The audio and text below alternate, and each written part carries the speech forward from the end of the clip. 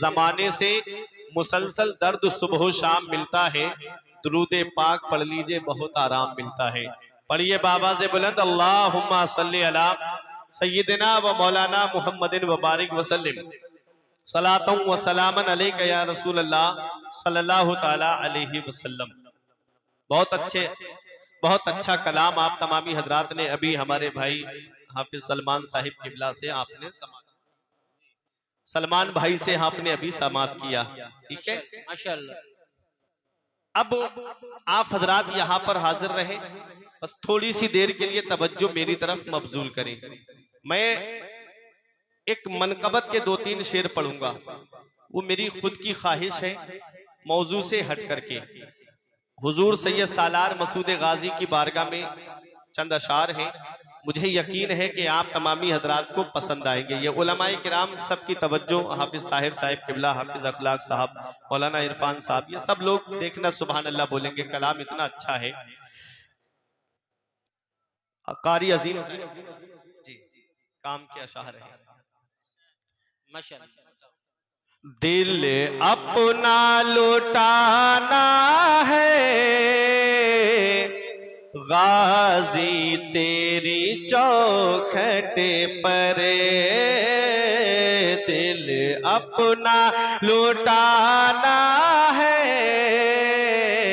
गाजी तेरी चौखट पर, दिल अपना लुटाना है गाजी तेरी चौखट पर, हर उर्से में आना है, हर उर्से में आना है गाजी तेरी चौखट पर, हर उर्से में आना है गाजी तेरी चौखट पर। अब शेर मुलाहिजा फरमाए, जिसे सबने है ठुकराया उसे तुमने है अपनाया, जिसे सबने है ठुकराया उसे तुमने है अपनाया,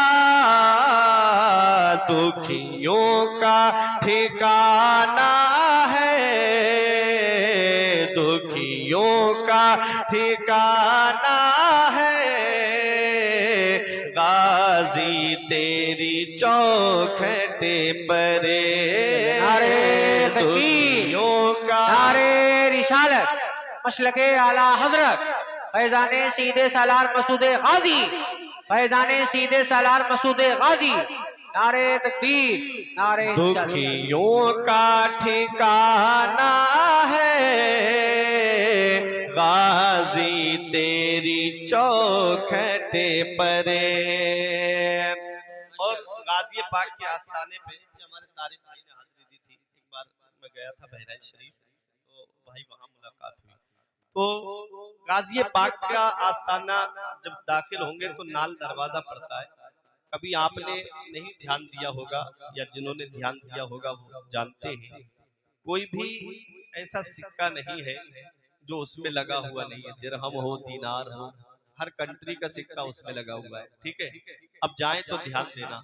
तो उसको शायर ने शेर में यूं बयान किया है, सोने से जड़ी चौखटे चांदी से जड़ी चौखटे, सोने से जड़ी चौखटे चांदी से जड़ी चौखटे, हर एक खजाना है, हर एक खजाना है गाजी तेरी चौखट पर, हर एक खजाना है गाजी तेरी चौखटे पर। कलाम बहुत लंबा है, दुरूद पाक पढ़े, किसी और मौके पे इंशाल्लाह मुकम्मल सुनाएंगे। सिर्फ बरकतें हासिल लेने के लिए गाजी पाक की बारगाह में ये अशआर पढ़े थे। मोहब्बत से पढ़े, अल्लाहुम्मा सल्ली अला सय्यिदिना व मौलाना मुहम्मदिन व बारिक वसल्लम सलातन व सलामन अलैका या रसूल अल्लाह सल्लल्लाहु तआला अलैहि वसल्लम। बख्शिश की राह मोमिनो आसान बना लो, बख्शिश की राह मोमिनो आसान बना लो, अपने लिए निजात का सामान बना लो। बख्शिश की राह मोमिनो आसान बना लो, अपने लिए निजात का सामान बना लो। दुनिया की किताबों पे नजर बाद में रखना, बच्चों को पहले हाफिजे कुरान बना लो। दुनिया की किताबों पे नजर बाद में रखना, बच्चों को पहले हाफिजे कुरान बना लो। और जो भी रसूल पाक पे कुर्बान हो गया, मरने के बाद खुल्द का मेहमान हो गया। अल्लाह की रहमत ने उसे गोद में लिया, जिसका भी बच्चा हाफिजे कुरान हो गया। अल्लाह की रहमत ने उसे गोद में लिया, जिसका भी बच्चा हाफिजे कुरान हो गया। तेरे आमाल ऐसे हो जहां में नाम हो जाए, तेरे आमाल ऐसे हो जहां में नाम हो जाए। तेरा हर लफ्ज उम्मत के लिए पैगाम हो जाए। बना किरदार को बेमिसल उस मंजिल पे पहुंचा दे, कि तुझको गैर देखे कायले इस्लाम हो जाए, कि तुझको गैर देखे कायले इस्लाम हो जाए। ये प्रोग्राम जश्न दस्तारे हिफ्ज़े कुरान, आपने कभी गौर किया कुरान है क्या? ये उलमाए किराम तशरीफ फरमा है, दरसगाह से ताल्लुक रखने वाले जीनत दरसगाह असातिज़ाए किराम तशरीफ फरमा है। बड़ी काबिल कद्र शख्सियतें यहाँ पर तशरीफ फरमा है। मैं इन उलमाए किराम की मौजूदगी में पहले ये बताऊं कि कुरान है क्या। अगर कुरान को क़रा यक़राउ क़रअन व क़िराअतन से मुश्तक़ माने, तो इसके माना आते हैं ऐसी किताब जिसकी बार बार तिलावत की जाए, जिसकी तिलावत कभी खत्म न हो, जिसकी तिलावत कभी बंद न हो। आप दुनिया की और किताबों का जायजा ले लें और कुरान की अजमत को आप देख लें। जितना कुरान पढ़ा जाता है, इतनी कोई किताब नहीं पढ़ी जाती। जितनी कुरान की तिलावत की जाती है, इतना किसी भी किताब को नहीं पढ़ा जाता है।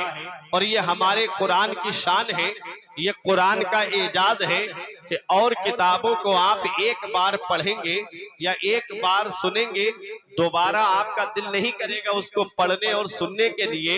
लेकिन ये कुरान की शान है कि जिसे जितना ज्यादा सुना जाए उतना ही मजा आता है, जितना ज्यादा इसको पढ़ा जाए उतना ही लुत्फ आता है।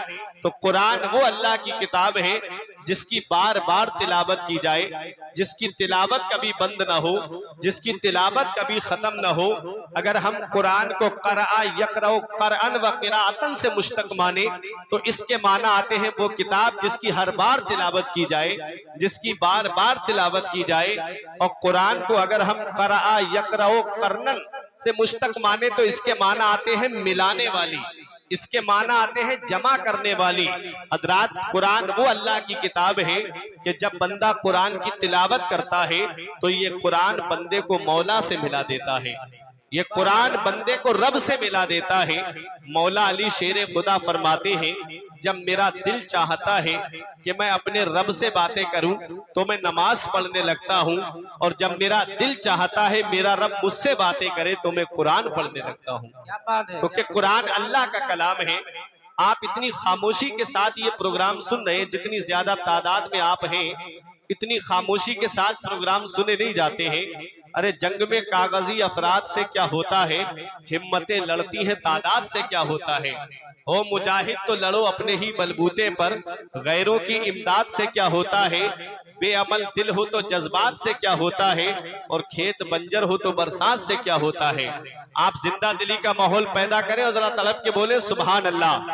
असल में बात क्या है, ये हमारे मिंबर रसूल पे तशरीफ फरमा ये उलमाए किराम का काफिला, जब ये अकाबिर ही खामोश है, तो इसलिए आप भी इनको देख करके खामोश हैं। लेकिन अल्लामा अहमद रजा मंजरी साहिब किबला जब तशरीफ लाएंगे, तो ये भी बोलेंगे और फिर आप भी बोलेंगे। उनको बुलवाने का बहुत अच्छा हुनर आता है। बस संजीदगी के माहौल में चंद बातें आप कुरान के ताल्लुक से सुन ले। कुरान है क्या? कुरान अल्लाह की किताब है। अल्लाह ने छोटी बड़ी तकरीबन 104 किताबें नाजिल फरमाई। छोटी किताब को सहीफा और बड़ी किताब को किताब कहा जाता है। इनमें 4 किताबें बहुत मशहूर हैं, तौरात, ज़बूर, इंजील, कुरान मजीद। तौरात हजरत मूसा अलैहिस्सलाम पर नाजिल हुई, ज़बूर हजरत दाऊद अलैहिस्सलाम पर नाजिल हुई, इंजील हजरत ईसा अलैहिस्सलाम पर नाजिल हुई और कुरान हमारे आका मोहम्मद रसूलुल्लाह पे नाजिल हुआ है। इन चारों किताबों में सबसे ज्यादा अफजलियत, सबसे ज्यादा बरतरी, सबसे ज्यादा फजीलत, सबसे ज्यादा बुलंद मकाम जिस किताब को हासिल है वो है कुरान पाक। क्योंकि कुरान वो अल्लाह की किताब है जिसके अंदर हर चीज का बयान मौजूद है, हर चीज का जिक्र कुरान के अंदर मौजूद है। वला रत्बिन वला याबिसिन इल्ला फी किताबिन मुबीन, कोई खुश्कतर चीज ऐसी नहीं जिसका जिक्र कुरान के अंदर मौजूद न हो। हीरे कुरान के अंदर मौजूद है, जवाहिरात कुरान के अंदर मौजूद है, सदफ कुरान के अंदर मौजूद है, गौहर कुरान के अंदर मौजूद है। और जिस मरीज को दुनिया के डॉक्टरों ने इलाज कर दिया हो उसकी शिफा भी कुरान के अंदर मौजूद है। शर्त यह है इतना इल्म होना चाहिए, शर्त यह है इतनी सलाहियत होनी चाहिए, शर्त यह है इतनी काबिलियत होनी चाहिए। जिन्होंने कुरान पे रिसर्च किया वो अपनी मंजिल का पता पा गए, जिन्होंने कुरान पे तहकीक की वो अपनी मंजिल और अपनी मुराद को पहुंच गए। हजरात आओ मैं कुरान बताऊं, कुरान है क्या? कुरान वो अल्लाह की किताब है। मेरे आका इरशाद फरमाते हैं जब बंदा कुरान की तिलावत करता है तो कुरान अल्लाह की वो मजबूत रस्सी है कि जिसका एक सिरा बंदे के हाथ में होता है और दूसरा अल्लाह के दस्ते कुदरत में है। ऐ मेरे प्यारे मुसलमानों, कुरान की तिलावत करते रहो। आका फरमाते हैं कुरान की तिलावत करो, तुम कुरान की तिलावत न छोड़ो, कुरान तुमको नहीं छोड़ेगा। जब इंसान कुरान की तिलावत करता है तो ये कुरान कब्र में भी काम आएगा। जब इंसान कुरान की तिलावत करता है ये कुरान मैदान महशर में भी काम आएगा। आका फरमाते हैं अल कुरान शाफिउ व मुशफ़्फ़ा, कुरान शफात करने वाला है और कुरान की शफात कबूल की जाएगी। कुरान किसकी शफात करेगा? क्या कुरान उनकी शफात करेगा जिन्होंने कुरान को उठा करके ताक में रख दिया है? क्या कुरान उनकी शफात करेगा जो कुरान को जुमे के दिन भी खोल करके नहीं देखते? क्या कुरान उनकी शफात करेगा जो 2.5 घंटे की फिल्में बैठ करके देखते हैं और 10 मिनट कुरान की तिलावत नहीं कर सकते? क्या कुरान उनकी शफात करेगा जो कानों में ब्लूटूथ लगाई और गाने सुनते हुए गलियों में घूमते फिरते हैं लेकिन कुरान का एक रुकू भी तिलावत नहीं करते हैं? कुरान उनकी शफात करेगा जो कुरान की तिलावत करते हैं, जो फजर पढ़ करके कुरान पढ़ते हैं, जो जोहर पढ़ करके कुरान पढ़ते हैं, जो असर पढ़ करके कुरान पढ़ते हैं, जो कुरान की तिलावत करते हैं। कुरान उनकी शफात करेगा जो कुरान के बताए रास्ते पे चलते हैं। कुरान उनकी शफात करेगा जो कुरान के बताए तरीके पे चलते हैं। कुरान उनकी शफात करेगा और आका फरमाते हैं कि कुरान की शफात कबूल की जाएगी, कुरान की सिफारिश कबूल की जाएगी। इसलिए ऐ मेरे प्यारे मुसलमानों, अपना रिश्ता कुरान से मजबूत कर लो। ये दुनिया चंद दिन की है, यहाँ हमेशा रहने के लिए नहीं आए हो। हमने देखा है इस दुनिया का जायजा लेकर के वो जो दुनिया में गुनाहगारी में मशगूल रहता था आज दुनिया से चला गया। कोई कब्र पे उसकी कुरान पढ़ने वाला तक नहीं है, कोई उसके घर में ईसाले सवाब कराने वाला तक नहीं है। आज फिर नाज किस पे किया जाता है? जिस औलाद पे आज घमंड किया जा रहा है। हमारे बुजुर्गों ने कहा है सबसे बड़ा अक्लमंद इंसान वो है जो अपनी नेकी खुद करके जाए और सबसे बड़ा बेवकूफ इंसान वो है जो अपनी नेकी दूसरों पे डाल करके जाए। जिस औलाद को आज फिल्में देखने से वक्त नहीं मिलता, जिस औलाद को आज गाने सुनने से वक्त नहीं मिलता, जिस औलाद को आज टीवी देखने से वक्त नहीं मिलता, वो क्या उम्मीद की जा सकती है कि तुम्हारी कब्र पे जाकर के कुरान पढ़ेगी, तुम्हारी कब्र पे जाकर के ईसाले सवाब करेगी, वो तुम्हारी कब्र पे जाकर के सूरह यासीन की तिलावत करेगी।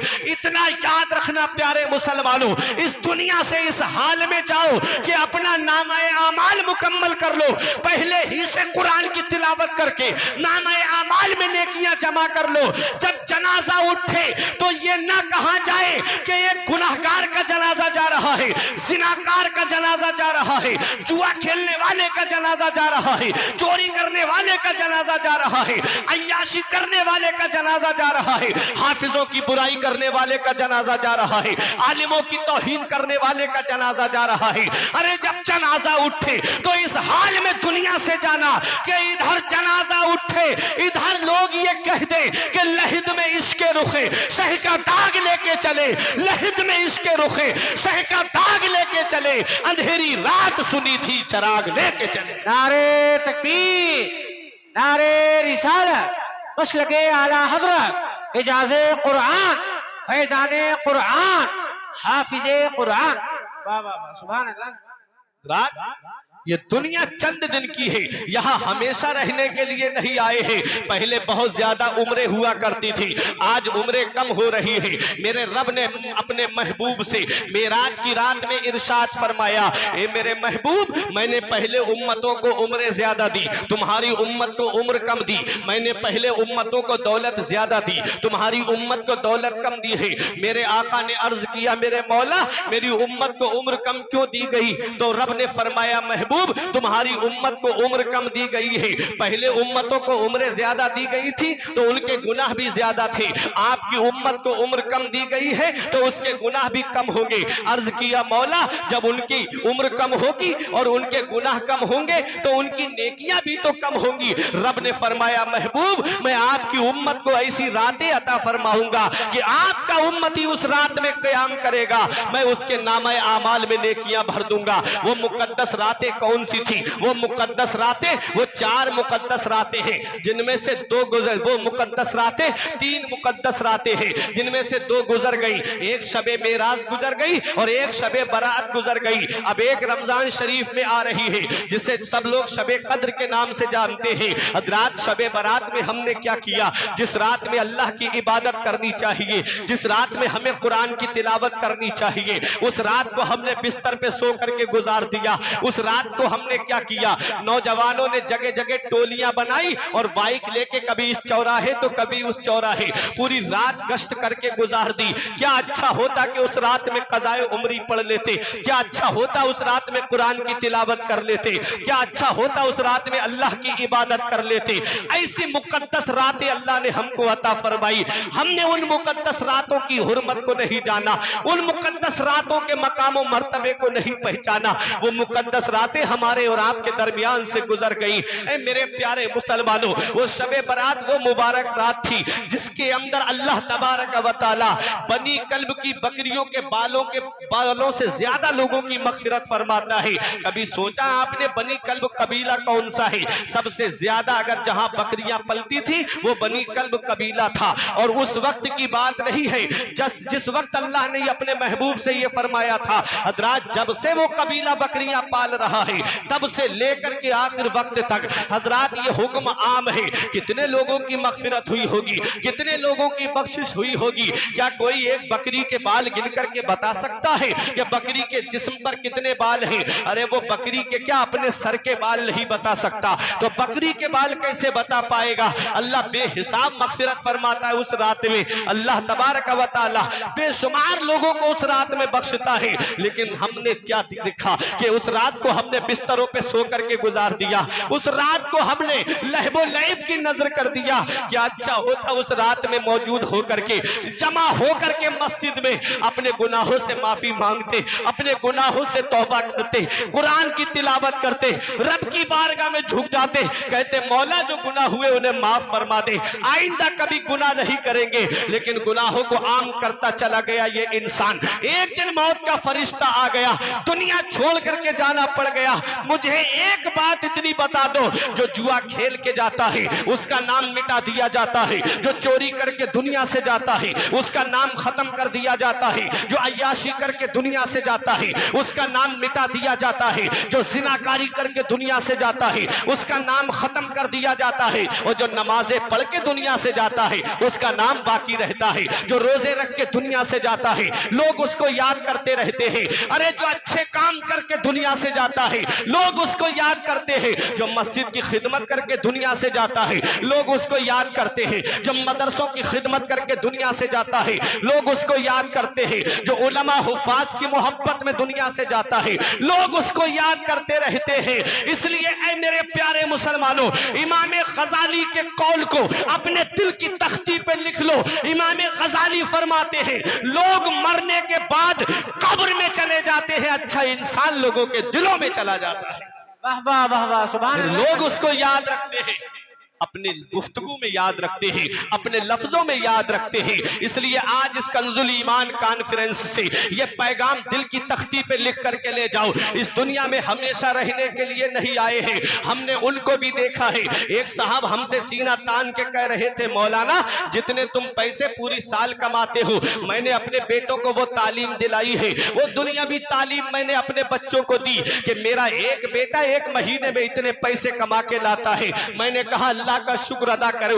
बोले मैं अल्लाह का शुक्र तो अदा कर रहा हूं, लेकिन मैं तालीम बता रहा हूं। क्या मिला हाफिज बन करके, क्या मिला मौलवी बन करके?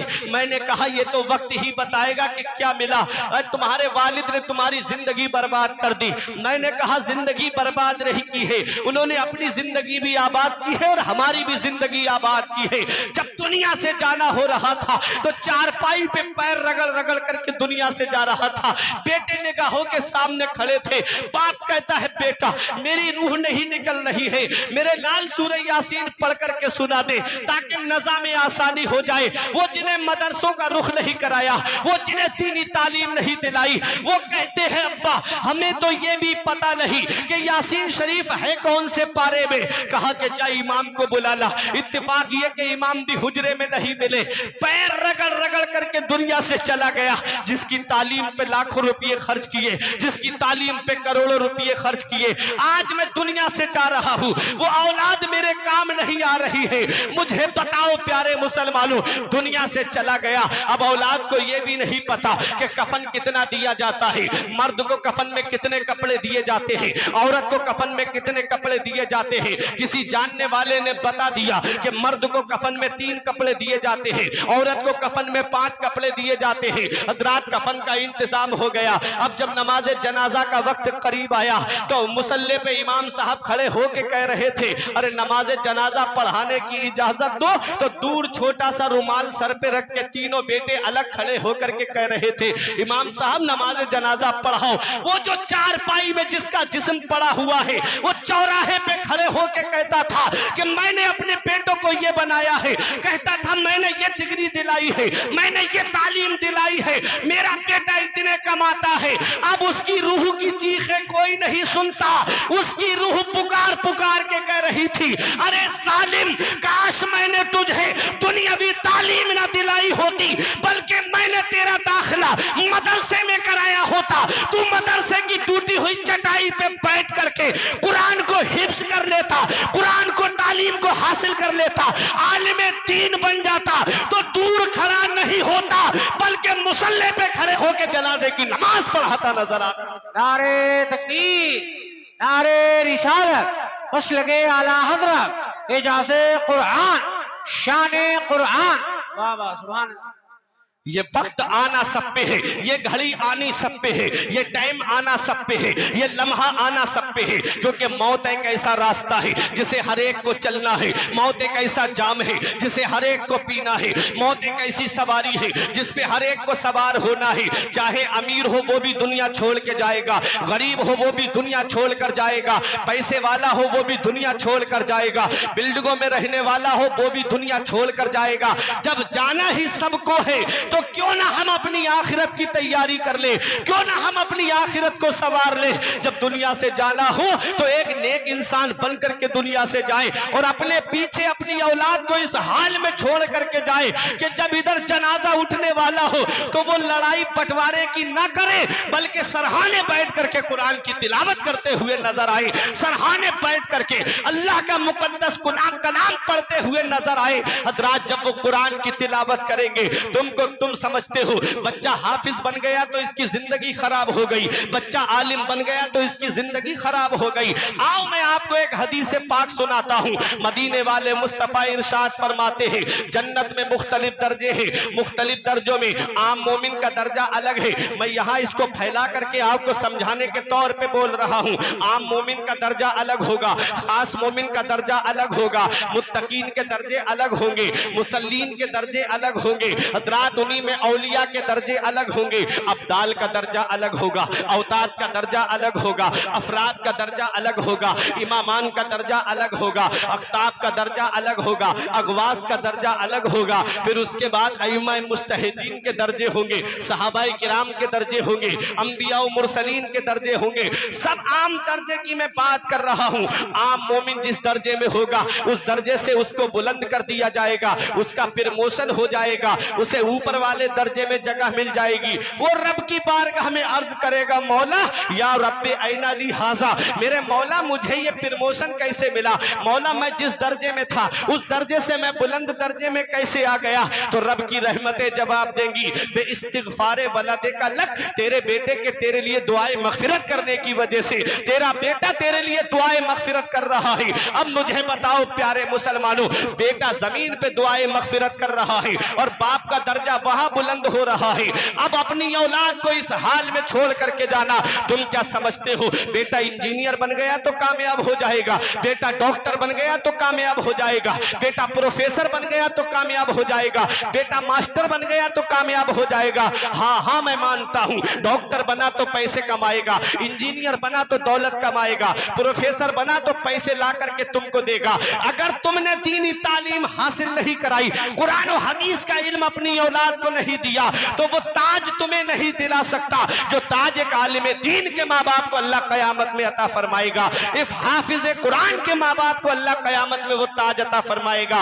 मन करा अल कुरान व अमिला बिमा फी उलबिसा वालिदाहु ताजन यौमल क़ियामती दौहु ahsanu का दौ शम्स, जो कुरान पढ़े और उस पर अमल करे अल्लाह कयामत के दिन उसके माँ बाप को ऐसा ताज अता फरमाएगा जिसकी रोशनी आसमान के चांदो सूरज से भी ज्यादा। वाह वाह वाह वाह, सुभान अल्लाह, तो माशाअल्लाह। ये ताज एक हाफिज कुरान के माँ बाप को मिलेगा, एक आलिम दीन के माँ बाप को मिलेगा।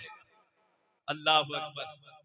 ये कुरान जिसने अपने सीने में बसा लिया, जिसके सीने में कुरान आ जाए वो सीना और सीनों से मुमताज हो जाता है, वो सीना और सीनों से मुनफरिद हो जाता है।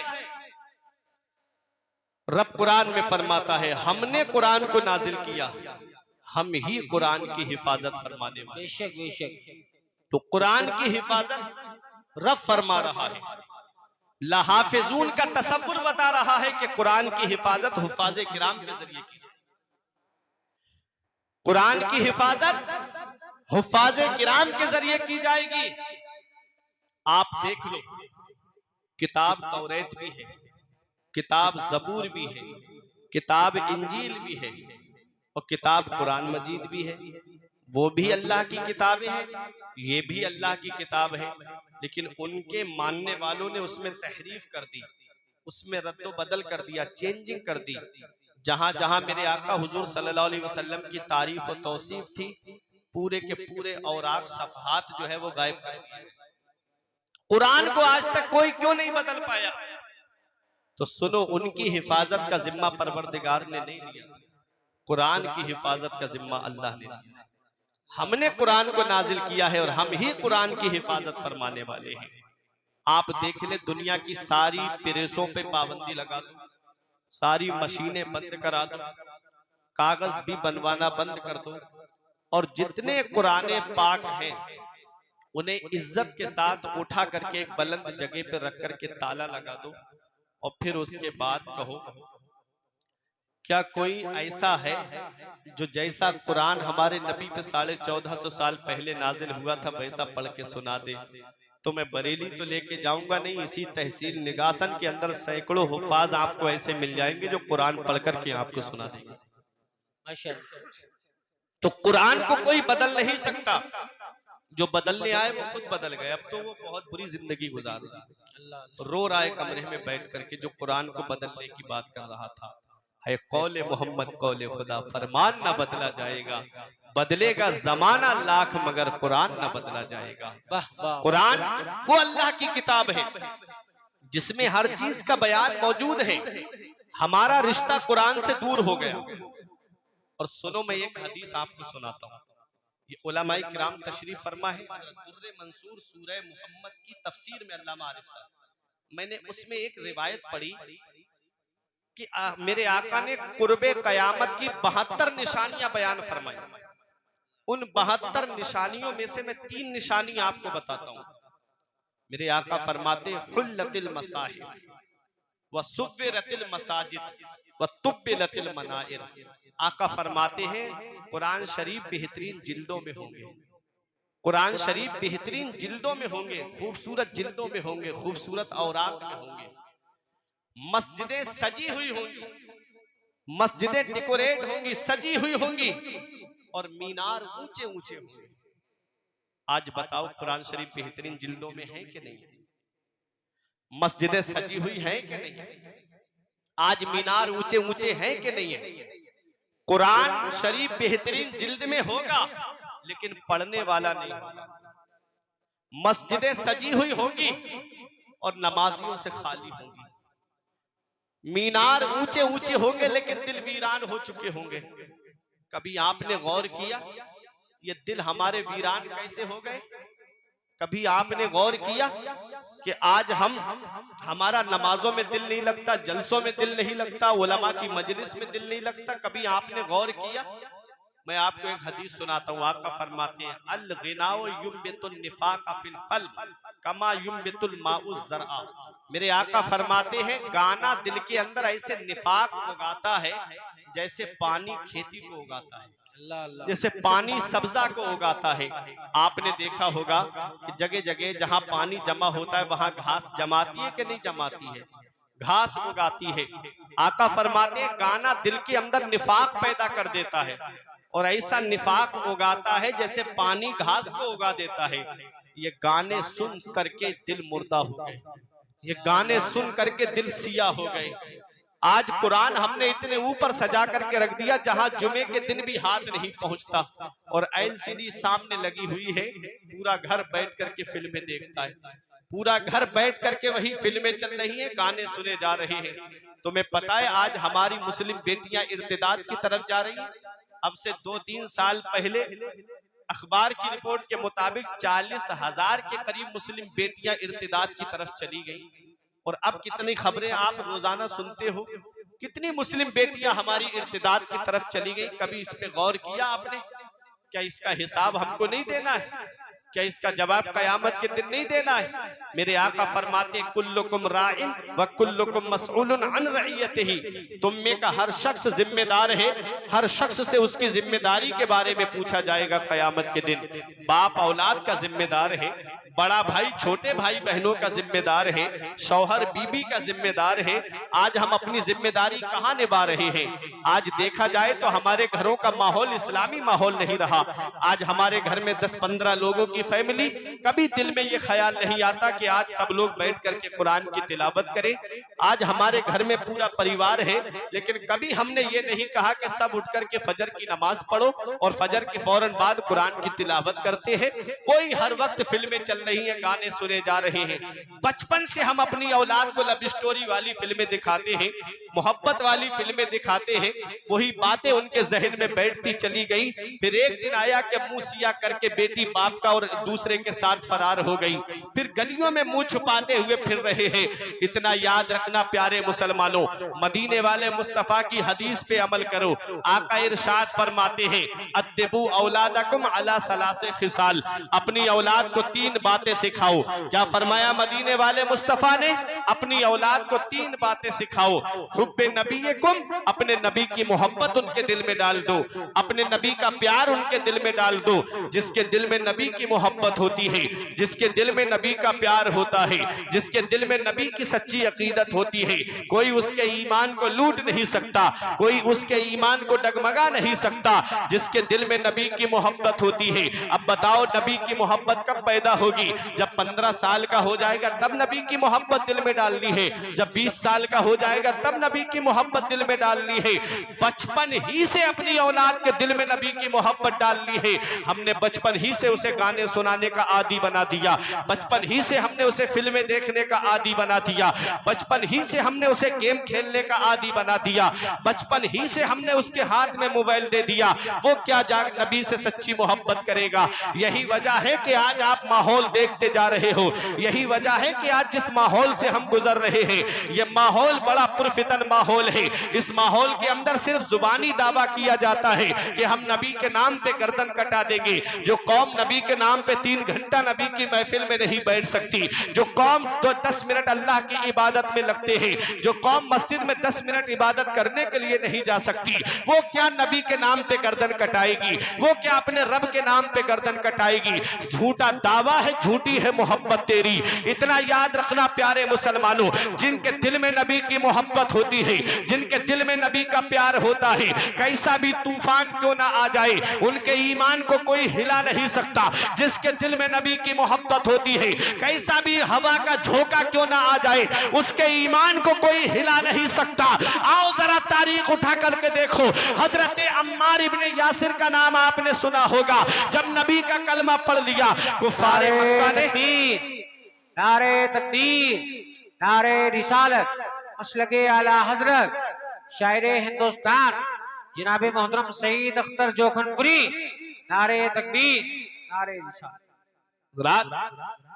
देखिए शायर इस्लाम सईद अख्तर साहिब किबला की आमद हो चुकी है। मेरे फौरन बाद आप उनको सुनेंगे। जरा मोहब्बत से हाथ उठा के बोलिए सुभान अल्लाह। आका इरशाद फरमाते हैं, जिसके दिल में, अपनी औलाद के दिल में नबी की मोहब्बत डाल दो। अब मैं बताऊं आपको, जिसके दिल में नबी की मोहब्बत है, कोई उसके ईमान को हिला नहीं सकता। हजरत अम्मार इब्ने यासिर ने जब नबी का कलमा पढ़ लिया, नबी से सच्ची मोहब्बत कर रहे हैं, आग के शोलों पे लिटाया गया, जिस्म से चर्बी पिघली, आग के शोलों को बुझा दिया, फिर आग के अंदर डाला गया। जलती हुई आग के अंदर अम्मार इब्ने यासिर जा रहे हैं, आका गुजर के जा रहे थे। अर्ज किया, या रसूल अल्लाह उन्जुर हालना, या रसूल अल्लाह मेरा हाल देखिए। आका ने दस्ते मुबारक दुआ के लिए उठाए। आका दुआ करते हैं, या नारो कोनी बर्दो व सलामन अला अम्मार कमा कुंते अला इब्राहिम, ए आग मेरे अम्मार पे वैसी ही ठंडी और सलामती वाली बन जा जैसी हजरत इब्राहिम पे ठंडी और सलामती वाली हो गई थी। आग ठंडी हो जाती है। हजरत अम्मार इब्ने यासिर आग से बाहर निकले। कुफारे मक्का ने मशवरा करके कहा, ए अम्मार इब्ने यासिर, हमने सारे जतन करके देख लिए, लेकिन सारे हरबे फेल होते नजर आ रहे हैं। एक बात हम तुम्हारे सामने रखते हैं, एक ऑफर तुम्हारे सामने रखते हैं, तुम कहो तो तुम्हारे कदमों में जितनी दौलत कहोगे ला करके हम रख सकते हैं। तुम जिस कबीले की खूबसूरत लड़की से कहोगे तुम्हारी शादी करा सकते हैं। तुम जिस कबीले का सरदार बनना चाहते हो हम तुम्हें सरदार बना सकते हैं। बस एक ही शर्त है, नबी का कलमा पढ़ना छोड़ दो, नबी से मोहब्बत करना छोड़ दो, नबी से प्यार करना छोड़ दो। हजरत अम्मार इब्ने यासिर का जवाब सुनो, जिसके दिल में नबी की मोहब्बत होती है वो अपने ईमान का सौदा नहीं करता है। अम्मार इब्ने यासिर फरमाते हैं, ए मक्के के काफिरों, अगर सारी दुनिया की दौलत लाकर मेरे कदमों में रख दो तब भी मैं अपने नबी से मोहब्बत करना नहीं छोड़ सकता। बरेली के इमाम की नजर पड़ी, बरेली से पुकार के कहते हैं, उनका मंगता पांव से ठुकरा दे वो दुनिया का ताज, उनका मंगता पांव से ठुकरा दे वो दुनिया का ताज, जिसकी खातिर मर गए मुनीम रगड़ कर एड़ियां तेरे कदमों में जो है, गैर का मुंह क्या देखे, कौन नजरों में जचे, देख के तलवा देना। नारे तकबीर, नारे रिसालत, मसलके आला हजरत, कंजुल ईमान कॉन्फ्रेंस, जश्न दस्तारबंदी। तो अपनी औलाद के दिल में नबी की मोहब्बत डाल दो, नबी का प्यार अपनी औलाद के दिल में डाल दो। आगे आका फरमाते हैं, वह हुब्बे अहले बैत ही, और मेरे अहले बैत की मोहब्बत उनके दिल में डाल दो, मेरे अहले बैत का प्यार उनके दिल में डाल दो, मेरे अहले बैत की अकीदत उनके दिल में डाल दो। बताओ अपने घर के अंदर जा करके अपनी बीबी को बताओ, अपनी बेटियों को बताओ, अपनी बहनों को बताओ कि बेटी हजरत फातिमा का पर्दा ये है। शरीके हयात हजरत फातिमा इसे पर्दा करती थी।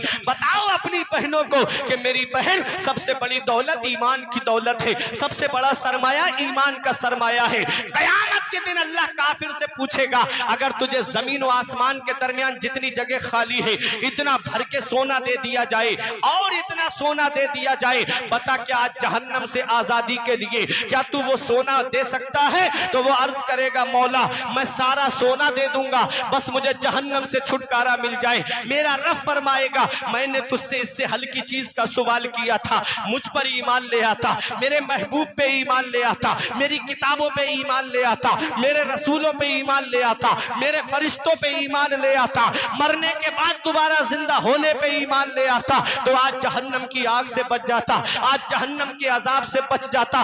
बताओ अपने घर वालों को कि सबसे बड़ी दौलत ईमान की दौलत है, सबसे बड़ा सरमाया ईमान का सरमाया है। और जरा जरा सी चाय पर अपना ईमान बेचने वालों, बदअकीदों से दूर हो जाओ, क्योंकि सबसे बड़ी दौलत ईमान की दौलत है। अपने दिल के अंदर मसलक के आला हजरत का चिराग ऐसा रोशन कर लो कि ताजो शरिया जो पैगाम दे के गए कि मसलक के आला हजरत पे कायम रहो, मसलक के आला हजरत पे कायम रहो। एक पहचान दीने नबी के लिए, अरे जिंदगी ये नहीं है किसी के लिए, जिंदगी है नबी की, नबी के लिए। सुभान अल्लाह, सुभान। सच्ची मोहब्बत नबी से करके दुनिया से जाओ, सच्ची अकीदत करके नबी से दुनिया से जाओ। ऐ मेरे प्यारे मुसलमानों, बताओ घर वालों के सबसे बड़ी दौलत ईमान की दौलत है।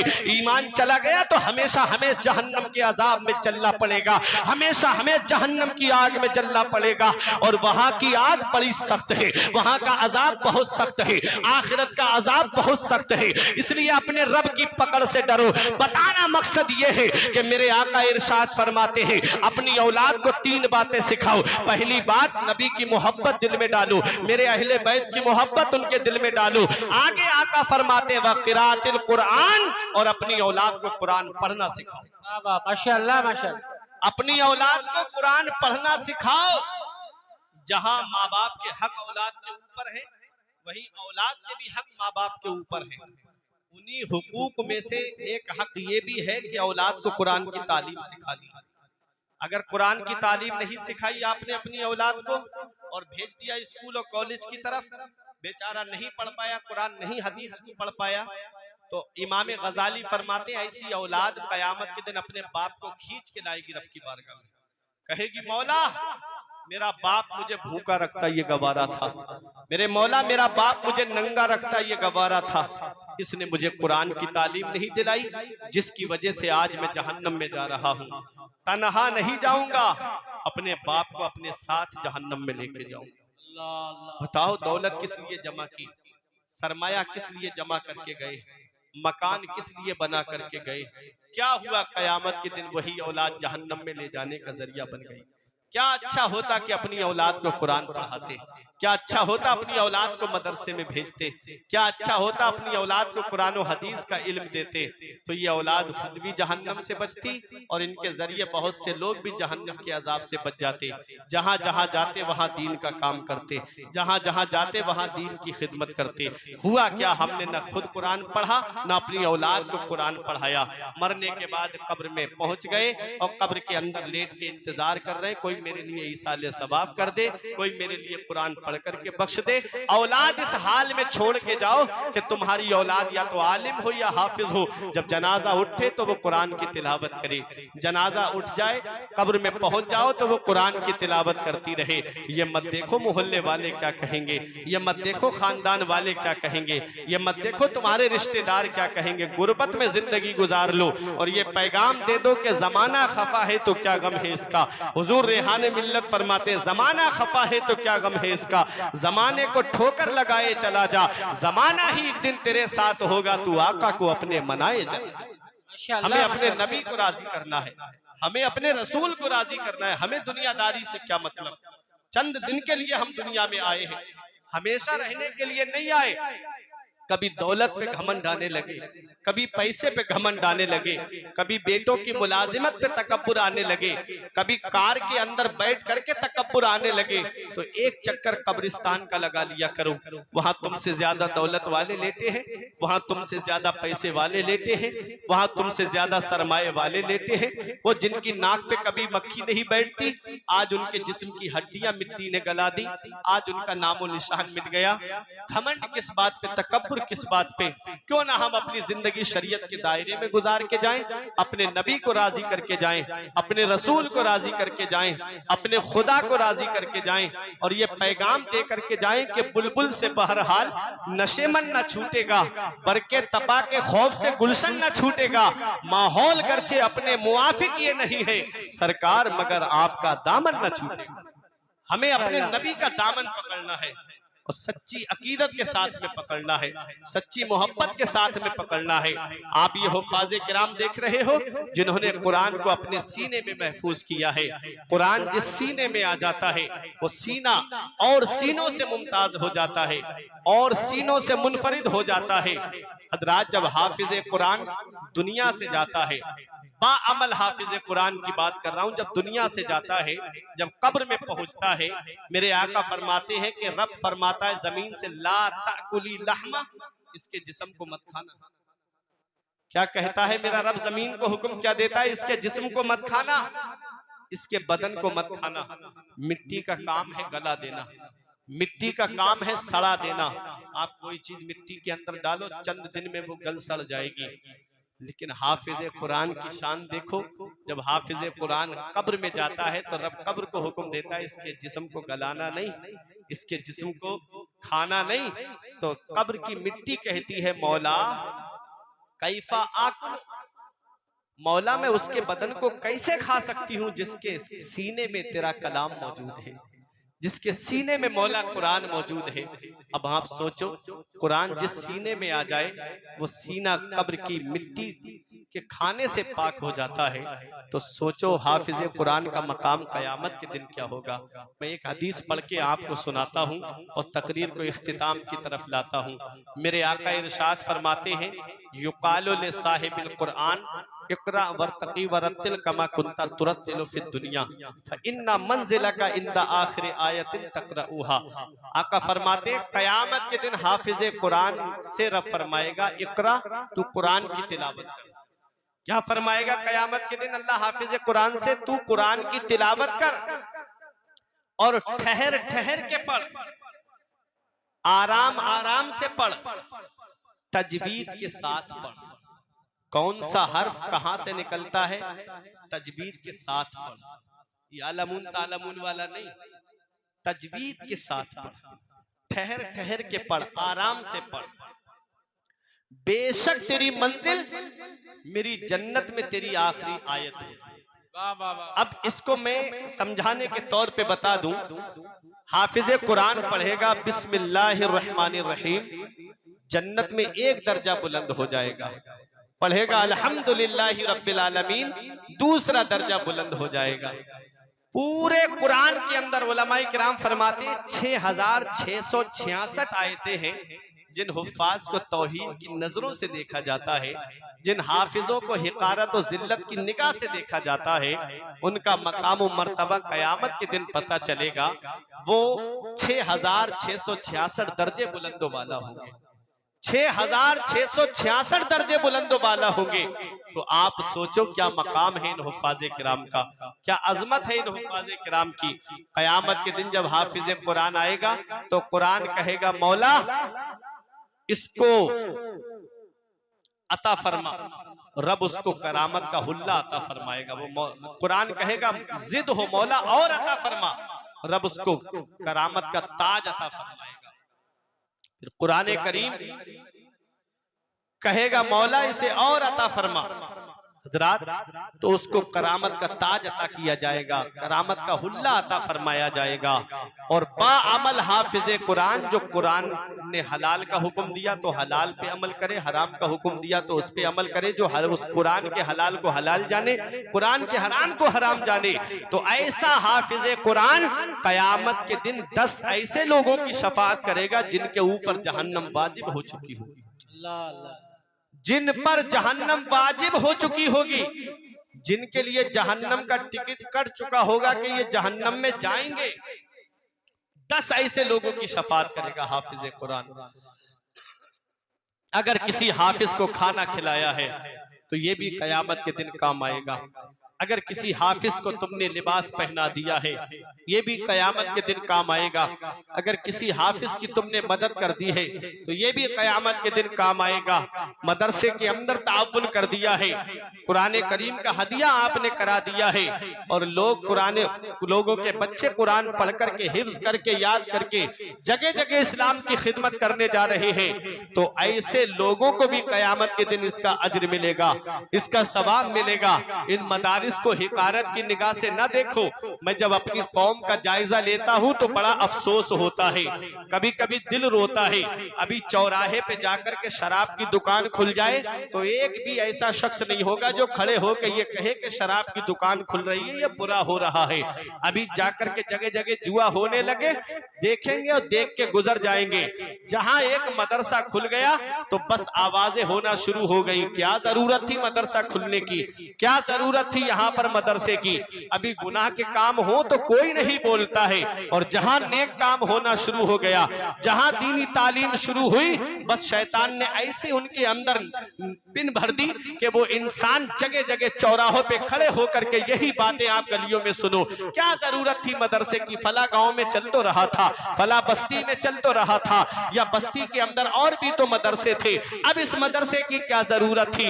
ऐ मेरे प्यारे मुसलमानों, मदरसे के बस्ती में मदरसा चल रहा है, इसका सवाब तुम्हें क्या पता, इसका अज्र तुम्हें क्या पता। आओ मैं आपको बताता हूं, जब गुनाह ज्यादा होने लगते हैं, जब अय्याशियां ज्यादा होने लगती है, जब गुनाहगारी आम हो जाती है, तो अल्लाह ताला उस बस्ती को तबाह करने का इरादा फरमाता है। अल्लाह फरिश्तों को हुक्म देता है, इस बस्ती में गुनाह ज्यादा हो रहे हैं, इस बस्ती को तबाह बर्बाद कर दो। ये जलजले यूं ही नहीं आते हैं, ये तूफान यूं ही नहीं आते हैं, ये जमीनें यूं ही नहीं फटती है, ये खेतियां यूं ही बर्बाद नहीं होती है, ये सैलाब यूं ही नहीं आते हैं। वमा असाबकुम मिन मुसीबतिन फबिमा कसबत ऐदीकुम, रब कुरान में फरमाता है तुम्हें अल्लाह की तरफ से कोई मुसीबत नहीं पहुंचती है, तुम्हारे अपने हाथों की करतूत होती है। जब इंसान गुनाह ज्यादा करने लगता है तब उसके ऊपर अजाब आता है, तब उसके ऊपर परेशानियां आती है।